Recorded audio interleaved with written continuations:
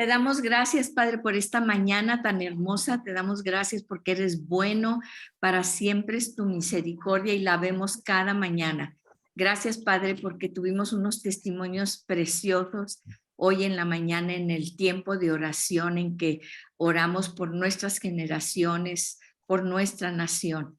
Te damos tantas y tantas gracias porque sabemos que tú nos escuchas. Y yo me acuerdo Amén. que alguien comentaba, Padre, ¿y cómo sabes que Dios existe? Y me acuerdo que la persona le contestaba, pues acabo de platicar con él hoy en la mañana. Entonces así eso es lo que estamos haciendo siempre. Danos esa hambre, esa sed de ti, Señor. Y vamos a ver hoy en la clase de Filipenses, vamos a que tú abras, Espíritu Santo, nuestra mente, nuestro corazón, para que podamos escuchar tu hermosa y poderosa voz. Necesitamos tanta guianza ahorita, Padre, para tratar a nuestros gobernantes, a nuestros hijos, a nuestros nietos. Gracias, Padre, te damos en el nombre de Jesús. Amén. Amén. Muy bien. Vamos a cerrar micrófonos. Muy bien. Pues empezamos ya después de la introducción con la primera parte de Filipenses. Y de hecho, leímos hasta el versículo 6, ¿verdad? Y vamos a volver a retomar esta parte, pero ahora la vamos a desmenuzar. Fíjense, dice Pablo y Timoteo, siervos de Cristo Jesús, a todos los santos en Cristo Jesús que están en Filipos, incluyendo a los obispos y diáconos. Gracia a ustedes y paz de parte de Dios nuestro Padre y del Señor Jesucristo. Estamos leyendo una carta. Hagan de cuenta que esta es la carta que el apóstol Pablo nos está escribiendo a nosotros los filipenses, ¿sí? Remóntense, nosotros somos romanos, porque prácticamente los que vivían en Filipo, pues eran romanos, ¿verdad? Se les había concedido esa gracia de parte de los emperadores, del emperador, que fueran ciudadanos romanos. Entonces, el apóstol Pablo nos está escribiendo esta carta y dice, doy gracias a mi Dios siempre que me acuerdo de ustedes. Pido siempre con gozo en cada una de mis oraciones por todos ustedes, por su participación en el Evangelio desde el primer día hasta ahora. Estoy convencido precisamente de esto, que el que comenzó en ustedes la buena obra, la perfeccionará hasta el día de Cristo Jesús. Muy bien, vamos a ver, ya vimos que la carta es una carta del apóstol Pablo, ¿verdad? Incluye a Timoteo, aunque el resto de la carta, como hemos visto, prácticamente es el apóstol Pablo, porque dice yo, mí, entonces sabemos que siempre él era así, Timoteo era su alumno, ¿sí? El que estaba a cargo él estaba a cargo de Timoteo y lo recibió como un hijo. Después vamos a ver esas cartas de Timoteo. Fíjense, Pablo y Timoteo. Y pone aquí siervos. La palabra es doulos, o sea, es como esclavo. Se puede decir o se puede tomar como esclavo. Y yo quiero que vayamos a Deuteronomio, porque mucha gente dice, es que Dios permite los esclavos. No sé si ustedes hayan escuchado eso. En la antigüedad todos tenían esclavos, ¿verdad? Dios es muy preciso para hablar acerca de la esclavitud, ¿sí? Dios odia la esclavitud en todos sus sentidos, ¿sí? ¿Por qué? Porque precisamente es lo que él menciona, que nos tiene a nosotros esclavizados. Y durante Génesis hasta Apocalipsis, él dice que nos va a libertad. Al que el Hijo libertare será verdaderamente libre. ¿Sí? ¿Y de qué nos tiene que libertar? De todas nuestras cosas, de nuestra mente, que muchas veces tenemos pensamientos de tradiciones, de cosas que traemos desde la infancia, desde la juventud, cosas que nos han dicho acerca de nosotros mismos, etcétera, ¿verdad? Estoy leyendo la versión que viene en su cuaderno, es Biblia de las Américas. Esa es la versión que estoy leyendo. Ustedes pueden leer también, como les hemos dicho, la Reina Valera, pues es una de las que estamos también usando. Reina Valera, Biblia de las Américas, y estamos leyendo muchas veces también con la Biblia Lengua Actual o Dios habla hoy, en fin, pero generalmente la Biblia de las Américas y la Reina Valera son las bases. Sobre eso ya podemos usar otras versiones para entender mejor lo que estamos leyendo. Y entonces, fíjense, dice, vamos a Deuteronomio 15, del 12 al 18. ¿En qué sentido? Porque dices tú, ¿cómo? Si todo el tiempo Dios está diciendo que nos liberta, entonces Dios está de acuerdo con la esclavitud. Vamos a Deuteronomio 15, del 12 al 18. Deuteronomio 15, del 12 al 18, ¿sí? Vamos a ver. Aquí ya estoy utilizando otra versión para que sea un poquito más claro. 15, del 12 al 18. Fíjense cómo lo menciona aquí. Dice,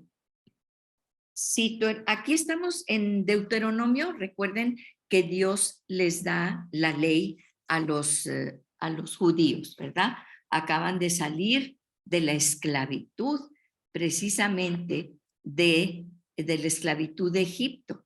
Y fíjense cómo se refiere cuando Dios les da los mandamientos, la carta constitutiva al pueblo de Israel, sobre la cual muchos de nuestras constituciones están basadas. Fíjense cómo dice, lo primero que les dice es que yo soy Jehová, tu Dios, que te sacó de la tierra de Egipto, que te sacó de la esclavitud, ¿sí? Entonces, durante todo ese tiempo es la esclavitud, porque la verdadera esclavitud es la que nos esclaviza al pecado.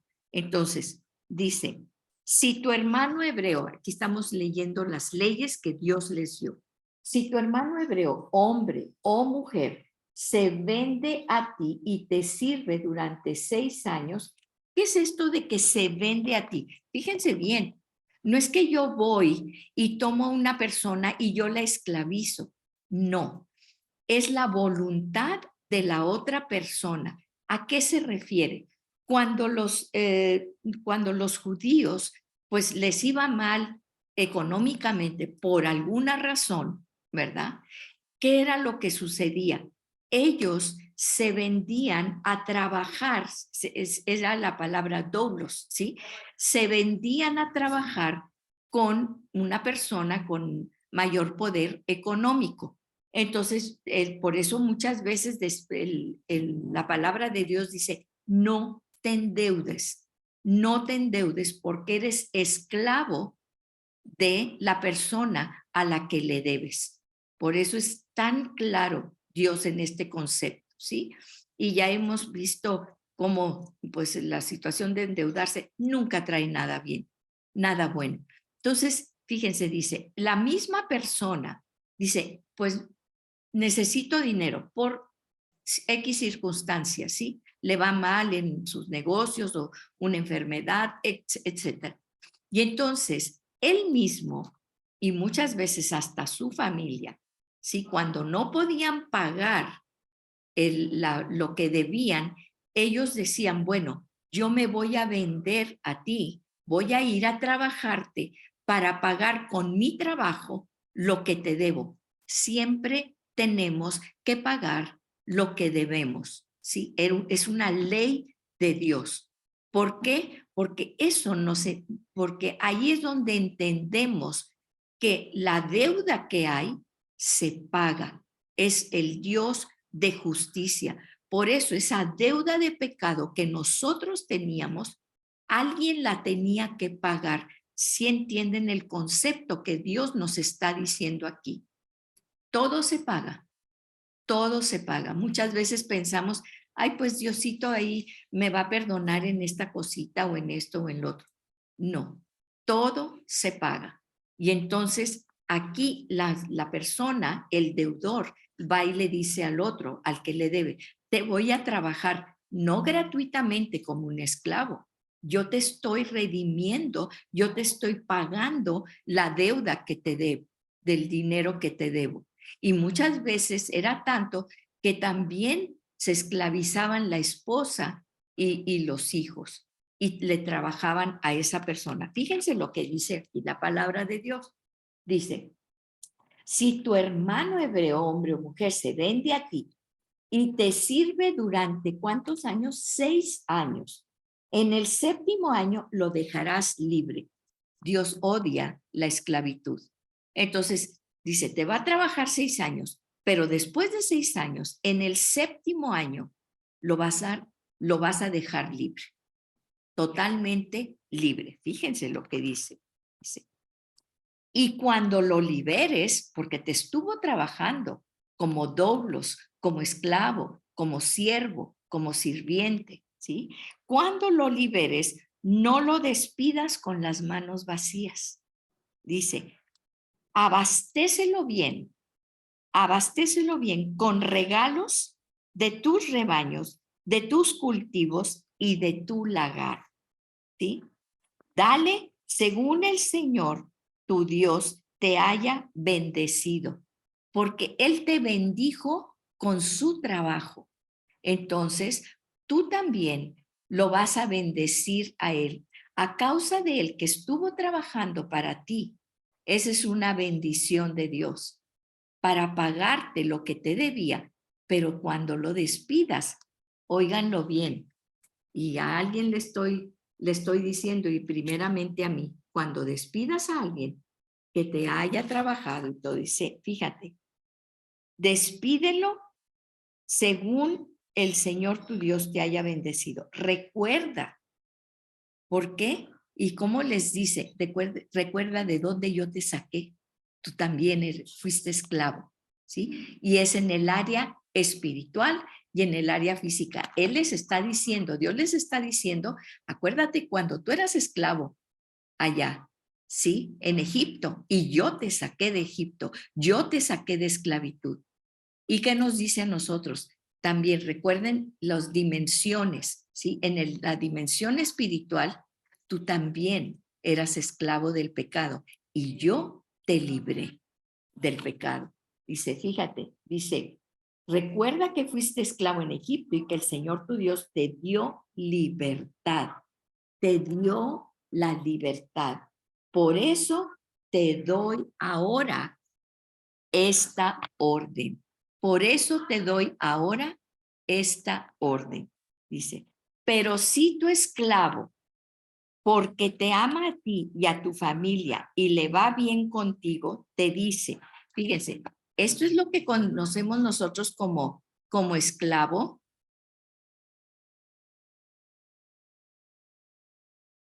Entonces, fíjense lo que dice aquí. Dice, el Señor, si tu esclavo, porque te ama a ti y a tu familia y le va bien contigo, te dice, no quiero dejarte. Esto es lo que entendemos o lo que el hombre ha tergiversado como esclavo, porque ahora la palabra ya viene como esclavo, ¿sí? Porque, pero si tu esclavo, porque te ama a ti y a tu familia y le va bien contigo, te dice, no te quiero dejar. Eso es lo que Dios, eso es lo cuando la gente te diga, no, pues es que sí, había esclavos antes y Dios permitía a los esclavos y Dios les decía, perdóname, no es el concepto que ellos están manejando y que el hombre tergiversó. Porque imagínate a alguien que tu esclavo, o sea, en el concepto humano, ahorita que tenemos de esclavos, ¿verdad? Que te diga, no te quiero dejar porque me has tratado tan bien y porque ya he estado aquí contigo y te amo, y te amo. ¿Qué nos está diciendo? Fíjense, porque lo que estamos estudiando dice, a todos, Pablo y Timoteo, siervos, o sea, esclavos, siervos de Cristo Jesús. Pero si el esclavo o el siervo dice, te amo, no te quiero dejar, no te quiero dejar nunca, yo quiero seguir viviendo contigo, ¿sí? Y fíjense, dice, porque te ama a ti y a tu familia, y me encanta porque aquí siempre es la familia, es parte de la familia, ¿sí? Y le va bien contigo, te dice, no te quiero dejar, no quiero dejarte. Entonces, fíjate bien, tomarás un punzón, ¿sí? Y apoyándole la oreja contra una puerta, le perforarás el lóbulo, lo que hacemos nosotros para colgarnos estas cosas, ¿verdad? Estas cosas, exactamente lo mismo. Entonces ellos les perforaban allí y luego se colgaban, no sé si los vemos, por ejemplo, en las películas y todo eso, que traían a veces como pues una cosa así grandotota, ¿verdad? Un arete, por decirlo así. Entonces, dice, esa es la señal, esa perforación del lóbulo es la señal de que le perteneces a alguien, ¿sí? Fíjense, no es esa la perforación de la cruz, no es eso el sello, el perforar, el sello de que el Dios, de que Jesús estuvo clavado por nosotros en la cruz. Y eso no se borra aún en su cuerpo glorificado, porque lo dice la palabra. Entonces, así se convertirá en tu esclavo de por vida. Esto es lo que estaba diciendo el apóstol Pablo. Por amor a mi Cristo, por amor, porque soy parte de la familia de Cristo, porque muchas veces lo leemos y dices, ay, Pablo era un esclavo de Jesucristo. Esto es lo que está diciendo, por amor a Cristo. Él ya te liberó, él hace la liberación, pero es tu decisión si tú quieres permanecer en su familia y ser su esclavo por amor a él, ¿sí? Porque si a alguien le debemos algo, déjame decirte a quién es a Jesús. Porque con todo el oro del mundo nunca le vas a poder pagar la vida eterna. ¿Con cuánto dinero crees que los magnates de hoy le pueden pagar la vida eterna a Dios? El sacrificio de Jesús, el que dio su vida por ellos, ¿sí? Ese es el concepto que tiene aquí, dice. Y lo mismo harás con la esclava. Y fíjense, me encanta el 18. El 18 es donde cierra. Dice, no te pese dejar en libertad a tu esclavo. No te pese dejar en libertad a tu esclavo. ¿Qué hace Dios con nosotros? Nos deja en libertad, nos da libre albedrío, es nuestra decisión. Él ya nos mostró, Él ya nos liberó, nos libertó como libertó al pueblo de Israel de la mano del opresor de Egipto, ¿sí? De la mano opresora de la esclavitud. Pero tú tienes la libertad, Él te da la libertad. Por eso siempre el hombre estará pidiendo y estará anhelando esa libertad, pero la verdadera libertad solamente la tienes en Él. Dice, no te pese dejar en libertad a tu esclavo, porque sus servicios durante esos 6 años te costaron apenas la mitad de lo que habrías pagado a un empleado. Porque aun cuando estaban ellos trabajando, fíjense, para esta persona, pagándole lo que le debían, como quiera, le estaban dando, remunerando, no el salario completo, porque tenían que estar pagando. Fíjense la justicia de Dios. Esto es lo que él llama el doulos. Nunca va a estar a favor de la esclavitud. Y dice, te costaron apenas la mitad de lo que le habrías pagado a un empleado. Así el Señor tu Dios te bendecirá en todo lo que hagas. Y aún así, el que esta persona esté trabajando para ti y tú te muestres, fíjense, con amor hacia esa persona y que tú le des todo lo que, aquí lo que dice, dale de tus cultivos, dale tu lagar, no lo vas a mandar con las manos vacías, ¿sí? De ahí está, ahora, por ejemplo, podemos pensar lo que es la jubilación o la pensión o el retiro o como ustedes, la indemnización, vaya, cuando un trabajador acaba de trabajar. Eso es aquí en México, en Estados Unidos no existe la cuestión de la indemnización, ¿sí? Pero es algo que Dios dice aquí que hagas con la persona que está trabajando contigo, ¿sí? Dice, Dios te bendecirá en todo lo que hagas. Y acuérdate, son 6 años, ya el 7.º año lo tenían que dejar libre, porque Dios no está en contra de toda esclavitud.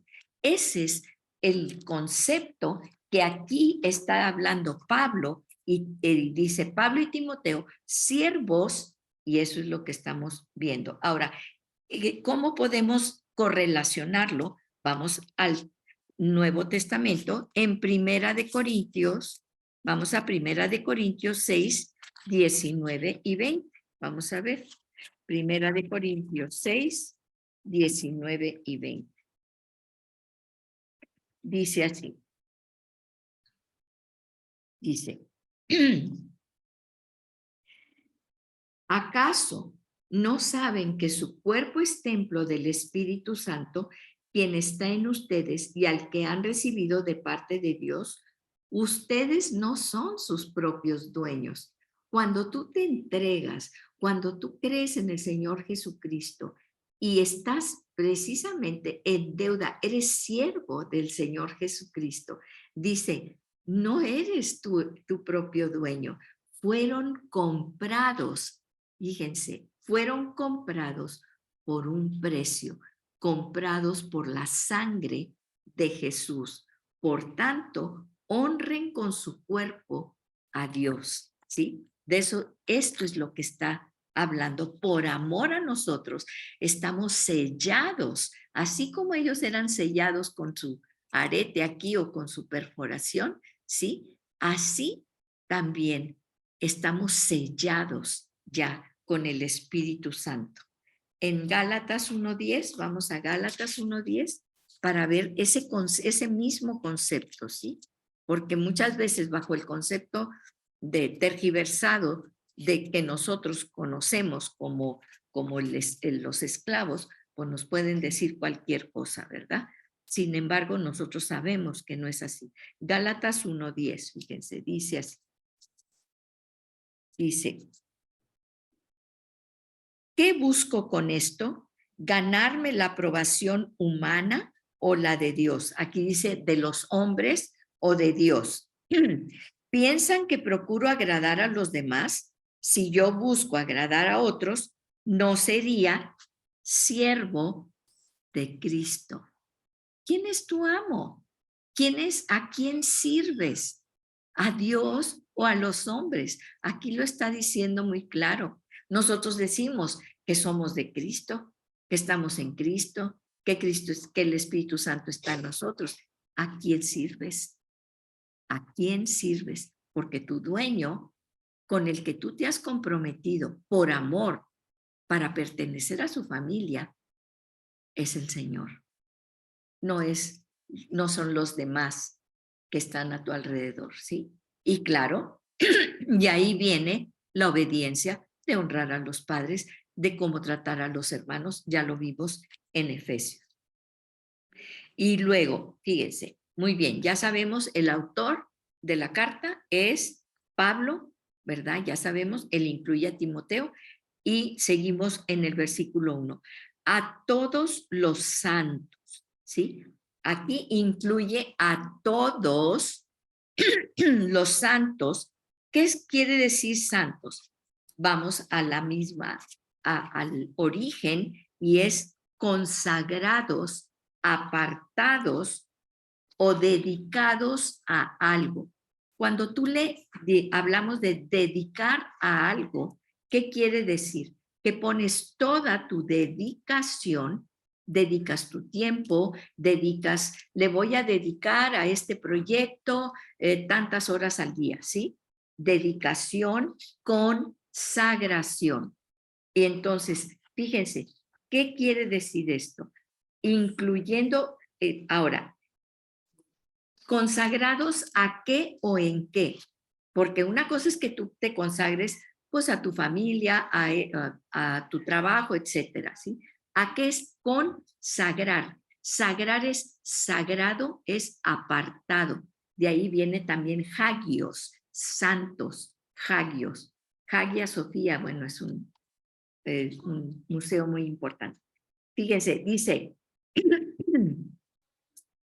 ¿cuáles son los santos? Los que están en Cristo Jesús. En Cristo Jesús. Es decir, la consagración es en Cristo Jesús. ¿Sí? Y vamos a primera de Corintios 1, del 1 al 2. Primera de Corintios 1, del 1 al 2, para ver qué quiere decir esto, cómo ahonda el apóstol Pablo. Todas estas son cartas del apóstol Pablo. 1 Corintios 1, 1 y 2. Pablo, llamado por la voluntad de Dios a ser apóstol, ya vimos en la clase pasada, un apóstol es un enviado. Hay diferentes, ya les explicamos, tipos de apóstol.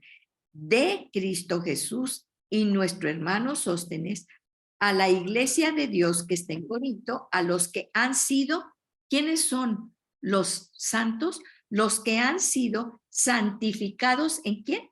En Cristo Jesús y llamados a ser su santo pueblo. Es un llamamiento. ¿Recuerdan cuando hablamos del llamamiento?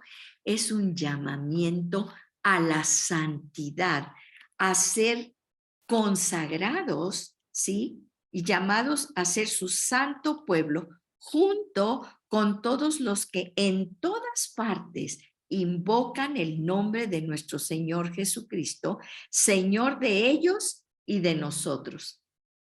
Muchas veces tenemos esta idea de que esto es así consagrado y pensamos que es algo nada más que puede estar adentro del templo, o nomás los pastores, o nada más la gente religiosa, ¿verdad? Que tiene hábitos o que se para en un púlpito, etcétera. No, nosotros hemos sido horadados, consagrados, porque nosotros en amor, ¿sí? Él nos ha llamado en amor, nos ha libertado, pero nosotros hemos sido llamados y hemos entrado en la familia de Dios, ¿sí? En libertad. Aquí lo dice, en libertad. Nadie te obligó.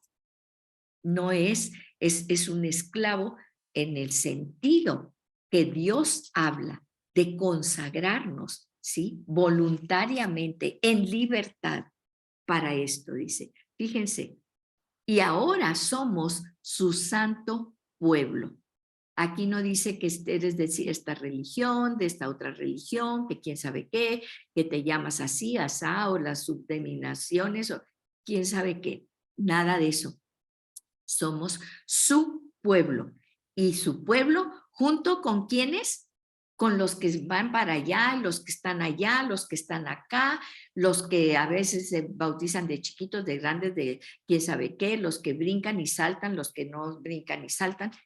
Todos, dice, junto con todos los que, ¿qué? Los que se portan bien, los que son buena gente, no. Dice, todos los que en todas partes, ¿qué tienes que hacer? Invocar. Cuando tú hablas de invocar, es meter el nombre de Jesús. Acuérdate que el nombre de Jesús tiene poder. Y lo dice aquí la palabra, ¿sí? Dice invocar, va a hablar el nombre. Por eso se los digo y se los repito siempre. No me manden manitas, ni cositas, ni corazones. Tenemos que invocar, hablar la palabra de Dios. ¿Quieren orar? Pónganle ahí el micrófono y graben lo que están diciendo, ¿sí? O pónganlo por escrito, o no pongan nada, pónganse a orar en ese momento. Entonces dice, invocan el nombre de nuestro Señor Jesucristo. Cuando tú invocas el nombre del Señor Jesucristo, no es una vana repetición, no, estás nombrando el nombre que tiene poder sobre todo. Por eso siempre oramos en el nombre poderoso de Jesús, ¿sí? Señor de ellos y de nosotros.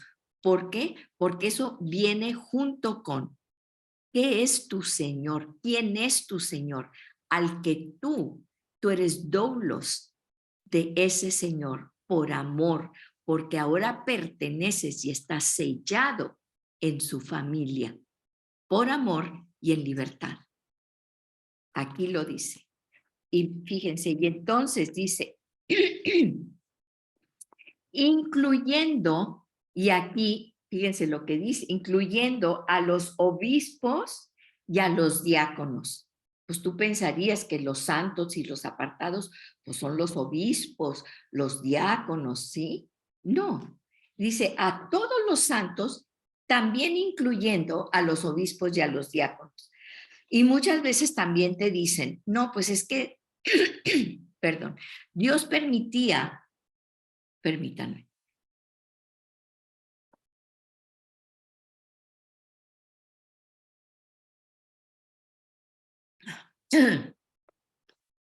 No, pues tenían muchas mujeres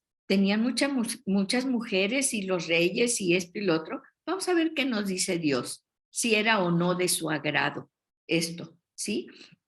Vamos a Primera de Timoteo 3, vamos primero a Hechos 20, del 28 al 30. Hechos 20, del 28 al 30. Hechos 20, del 28 al 30, dice, perdón, tengan cuidado de sí mismo. Dice, tengan cuidado de sí mismos y de todo el rebaño sobre el cual el Espíritu Santo los ha puesto como obispos para pastorear la iglesia de Dios. Fíjense, primero les dice, ustedes obispos, uno, tengan cuidado primero de ustedes mismos, cuidado de ustedes mismos y también del rebaño sobre el cual el Espíritu Santo es un llamamiento del Espíritu Santo. Por eso siempre debemos respetar a nuestras autoridades. Dice, fíjense, tengan cuidado de sí mismos y de todo el rebaño sobre el cual el Espíritu Santo los ha puesto como obispos. ¿Para qué? ¿El obispo para qué es? Para pastorear la iglesia de Dios. Pero, ¿de quién es la iglesia? No es del obispo. Yo voy a la iglesia de Juan Pérez y tú vas a la iglesia de no sé, Pedro Páramo. Pues no, la iglesia es una iglesia y toda la iglesia, que es el conjunto de personas, el templo es, cuando yo digo, yo voy al templo aquí, tal, X o Y, esa es la construcción, el edificio. La iglesia es el conjunto de personas. Entonces dice, fíjense, es una sola iglesia. Dice, que él adquirió con su propia sangre. ¿Quién la compró? ¿Quién adquirió la iglesia? No es el pastor que construyó o el obispo o el o el otro, ¿sí? Es el que Dios es el dueño de su iglesia porque él nos compró a todos con su propia sangre, dice. Y luego, bueno, pues aquí el 29, ¿verdad?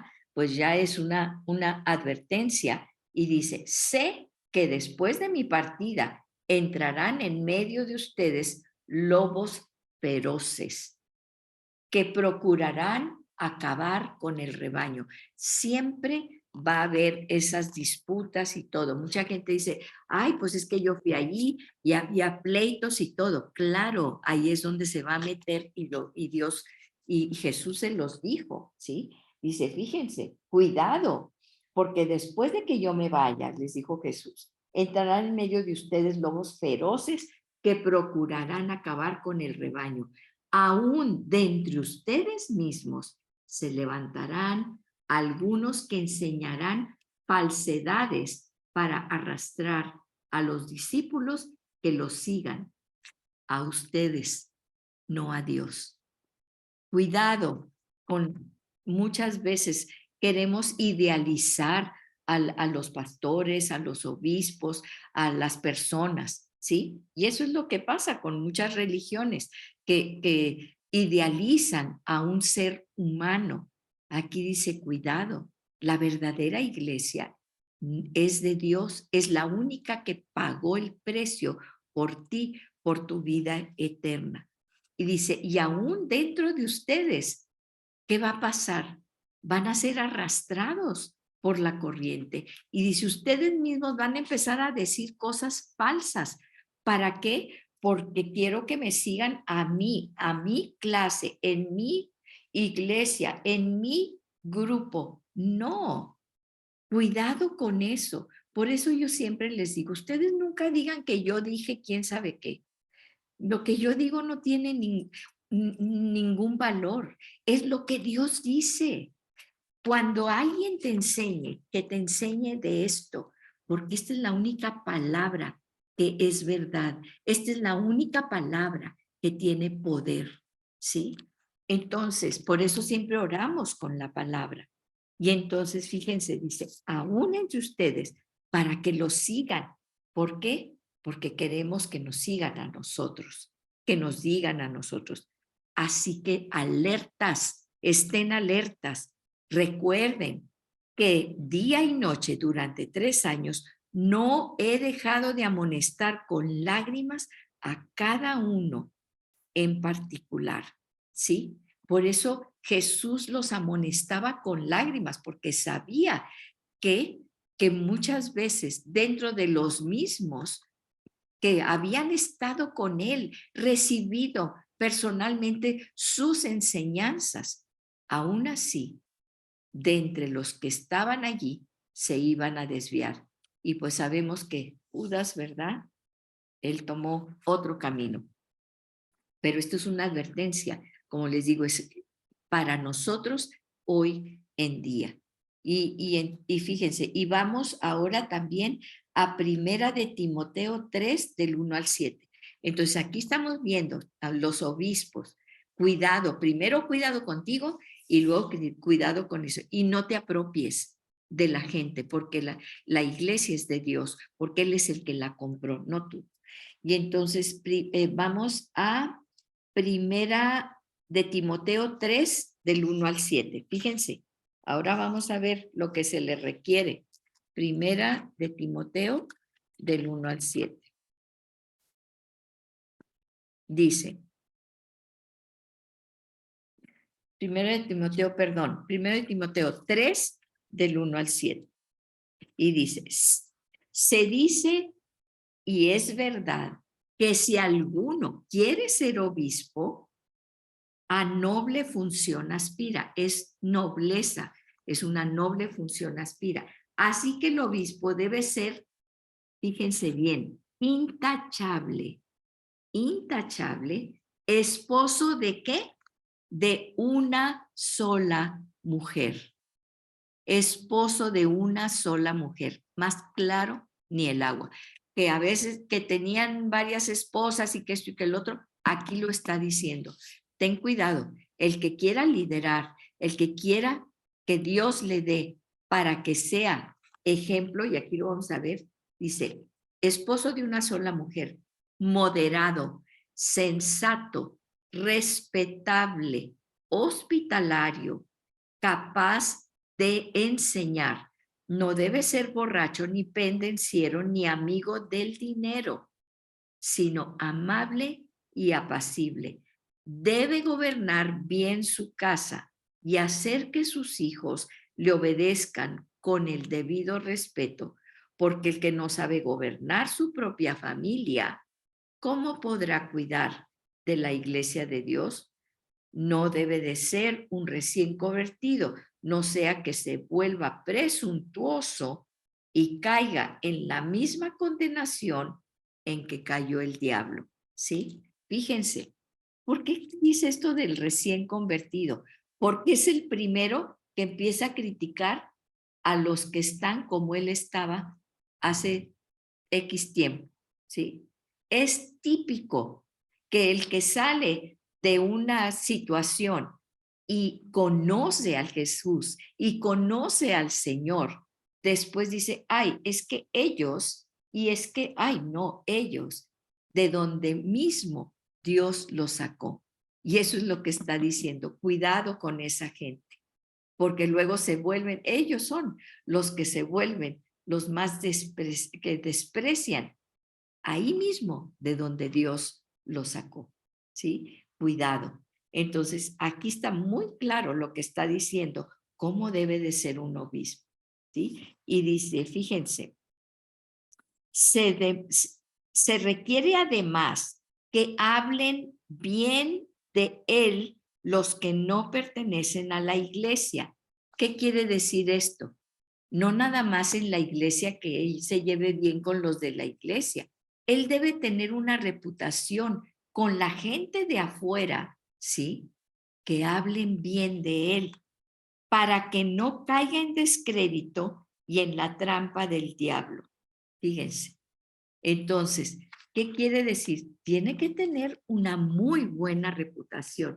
Por eso, no es cualquier cosa ser un dirigente. Aquí le llama episcopo, ¿verdad? Porque es un nombre que así le da.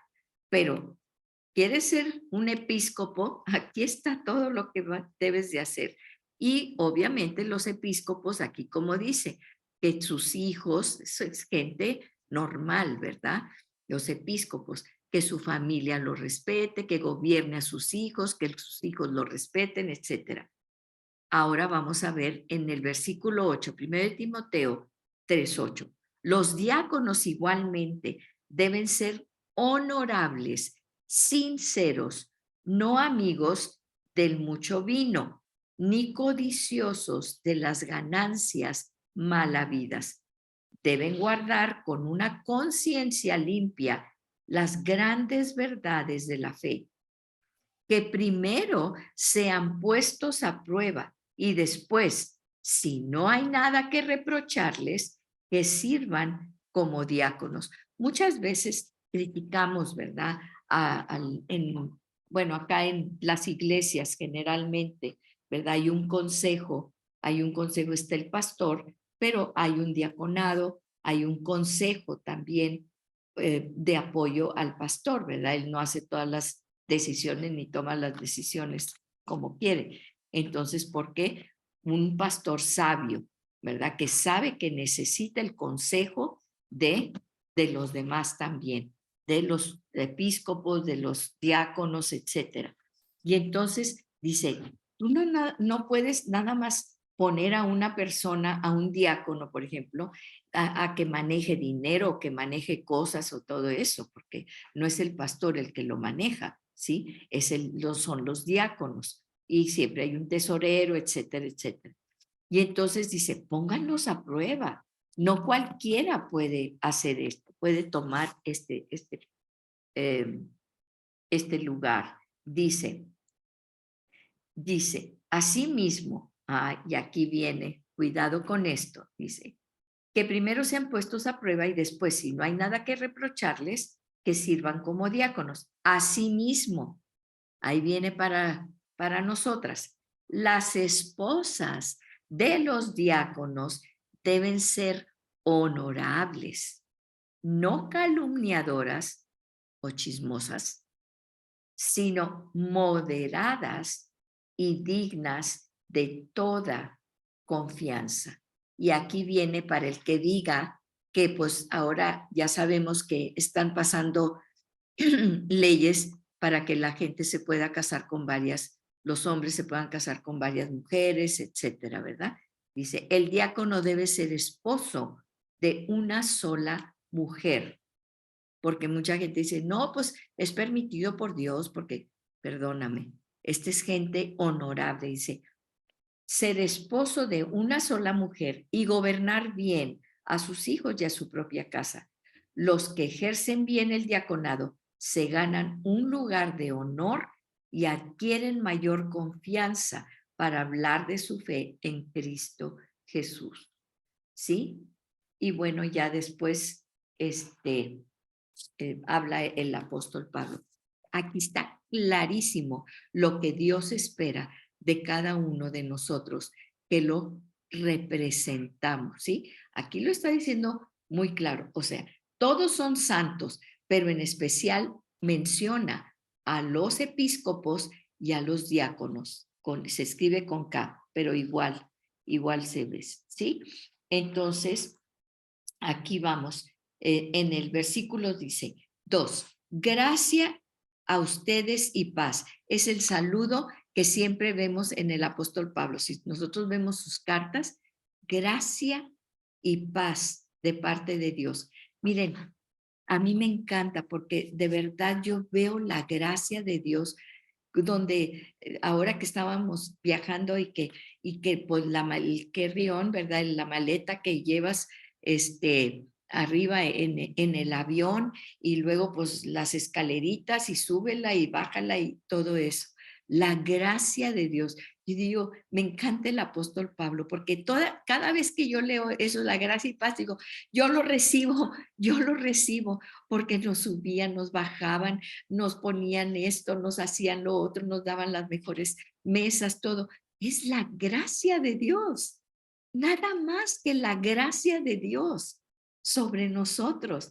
Y me encanta el apóstol Pablo porque siempre dice, gracia a ustedes y paz de parte de Dios nuestro Padre y del Señor Jesucristo, ¿sí? Porque el único que puede dar esa paz es Dios nuestro Padre y el Señor Jesucristo. Y lo primero que hace el apóstol Pablo es, doy gracias a mi Dios. Doy gracias. Primero, él abre su oración dando gracias. Y pues sí, hoy en la mañana, ¿verdad? Teníamos tanta urgencia de hablar de tantas cosas, pero siempre lo primero que decimos cuando empezamos a orar, gracias Padre, gracias porque podemos venir libre y confiadamente ante tu trono. Gracias porque nos escuchas. Dice, gracias a mi Dios, siempre que me acuerdo de ustedes y pido, ¿qué es lo que pido? Fíjense, doy gracias a Dios. Yo doy gracias a Dios por ustedes, porque si no, no estaría apurándome para ver la palabra de Dios, para escudriñar, y la que más aprendemos somos nosotros, somos nosotras. Dice, siempre que me acuerdo de ustedes. Y la segundo, ahora sí, ¿qué pido? ¿Pido para mí? Fíjense lo que el apóstol Pablo pedía. Pido siempre, y aquí subrayenlo, porque recuerden que es con gozo, con gozo. Pido siempre con gozo. ¿Por qué pedimos con gozo? Porque sabemos que Dios escucha y responde. ¿Sí? Dice, pido siempre con gozo en cada una de mis oraciones por todos ustedes. ¿Sí? ¿Y por qué daba gracias? Porque entraron al Evangelio, porque recibieron el Evangelio, la vida eterna. No hay mayor satisfacción y mayor gozo que saber que estás compartiendo la vida eterna y que esas almas ya están escritas en el libro de la vida por su participación en el Evangelio desde el primer día hasta ahora. Dice, estoy cierto, estoy convencido de esto, que el que comenzó en ustedes la buena obra, la perfeccionará hasta el día de Cristo Jesús. ¿Cuál es el día de Cristo Jesús? El día de Cristo Jesús es el día final en que el Señor vendrá por nosotros. Qué cosa tan maravillosa. porque nadie se escapa de eso. Yo no sé si tú crees en Dios o no crees en Dios, si crees en Jesús o no crees en Jesús. Hay mucha gente que me dice, sí, yo creo en Dios, pero yo no creo que Jesús, eso que el Hijo de Dios y que por qué murió y esto y lo otro. Entonces no crees en Dios, porque Jesús dijo, ¿creéis en Dios? Creed también en mí. Son uno solo. No conoces a Dios entonces, ¿sí? Creer es depositar toda tu vida en Él. Entonces dice aquí, el Señor, porque es a través del Espíritu Santo, y lo vamos a ver, Él que comenzó en ustedes la buena obra, la perfeccionará hasta el día de Cristo Jesús. Pero esto no es para que te sientes y digas, bueno, perfeccióname, Señor, aquí estoy. No, es porque te está diciendo que donde tú estás, todavía no llegas a donde Él quiere que tú llegues, eres una obra en construcción, en perfección, ¿sí?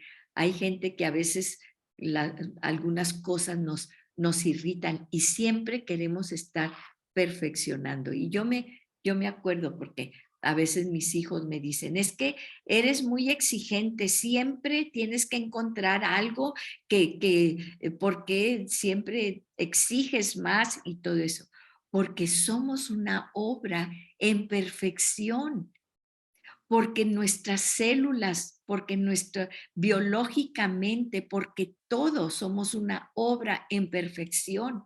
Aun cuando tú dices, pues sí, pero ya se me está cayendo el pelo y ya se me salió la barriga y que esto y que lo otro.